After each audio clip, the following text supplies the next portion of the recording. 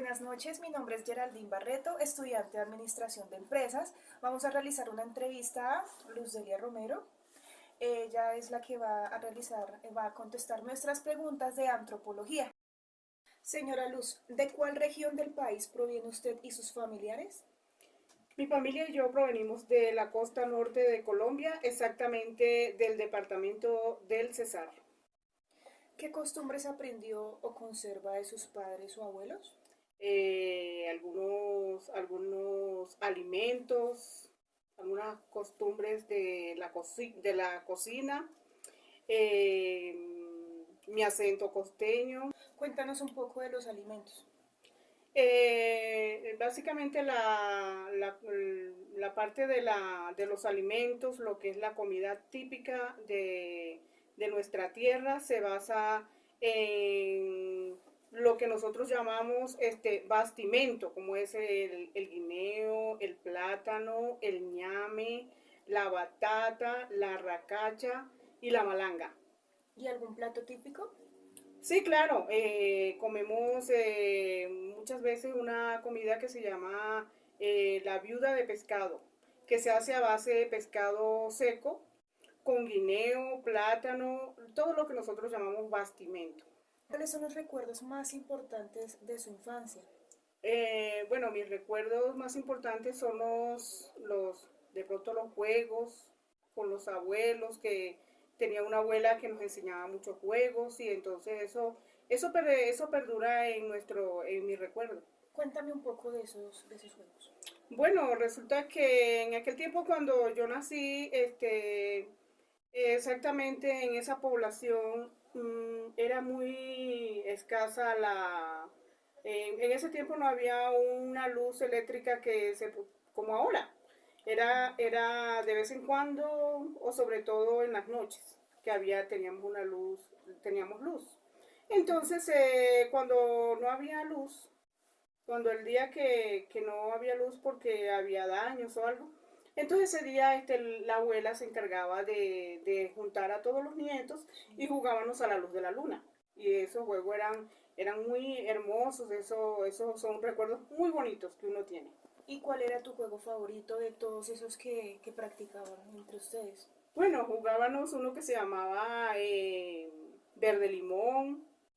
¿Y cómo era ese? Ese verde limón consistía en que era básicamente la historia de las mujeres que tenían una costumbre de ir a lavar al río del pueblo. Entonces, era como, bueno, usted hace el papel de una lavandera y yo otra lavandera. Entonces, una se ponía al frente de la otra a una distancia más o menos de 2 metros. Entonces se saludaban una a la otra y le decía una a la otra, comadre, vamos a lavar. Y la otra decía, sí, comadre, no, yo no puedo lavar hoy. ¿Por qué, comadre, no puedes lavar? Porque mis hijitos no vinieron. No vinieron, ¿y qué te trajeron? Me trajeron qué tipón, verde limón y comenzaba la danza. ¿Sí? Así era el juego, era un juego muy bonito. ¿Recuerda anécdotas, cuentos o historias que le contaban sus abuelos o sus padres? Sí, claro, sobre todo se usaba mucho en ese tiempo los cuentos de leyendas puede ser de misterio. El hombre sin cabeza, el silboncito, la llorona. Cuando era la época, la Semana Santa, también habían se decían unos cuentos que traían miedo. Recuerdo que siempre se decía que para Semana Santa, el día jueves, el día Viernes Santo, no podíamos ir al río ni podíamos ir decir a la finca porque si íbamos, nos iban a encontrar el judío errante. Ese judío errante, según lo que nos contaban, tenía una apariencia, era como un Cristo crucificado. Era una persona que estaba herida, tenía una corona de espinas en la cabeza y andaba errante por todos los caminos. Y exactamente ese día al joven o al niño o a la persona que saliera al campo o llegara al río, ese judío errante lo encontraba y lo azotaba con la correa que tenía. Ok, está. ¿Cuáles son las fiestas, oficios, rituales religiosos música o bailes, entre otras expresiones culturales más relevantes de su lugar de origen. Bueno, mi lugar de origen exactamente es una población que se llama Atanques.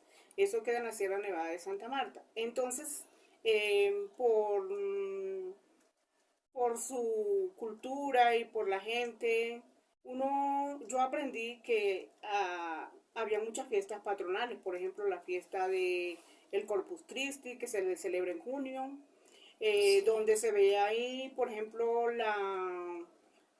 era como una fiesta recordando la época de la esclavitud de los negros y los blancos con los negros. Entonces esa era una fiesta que demoraba aproximadamente unos 15 días, donde los hombres se disfrazaban, algunos de diablo, otros se sí. disfrazaban de esclavos negros, ¿sí? Y otros se disfrazaban de un personaje que se llamaba Cucamba. Eso era una fiesta que él hacía en honor a su santo patrón que hay en cada pueblo. Ok. ¿Recuerda acontecimientos políticos que afectaron a su familia? Sí, claro, yo de hecho fui afectada, mis hermanos, mis hermanas, vecinos que uno conoció cuando llegó la época de la violencia y se tomó el pueblo.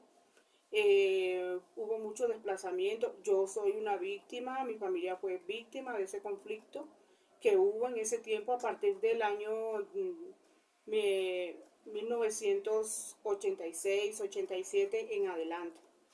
Fuimos víctimas de eso. Y bueno, en esos temas que nos comentas, por esos acontecimientos, ¿perdiste algún familiar? Muchos familiares, primos, Por culpa de sí, la por culpa de guerrilla, la guerrilla, paramilitarismo. paramilitarismo, sí.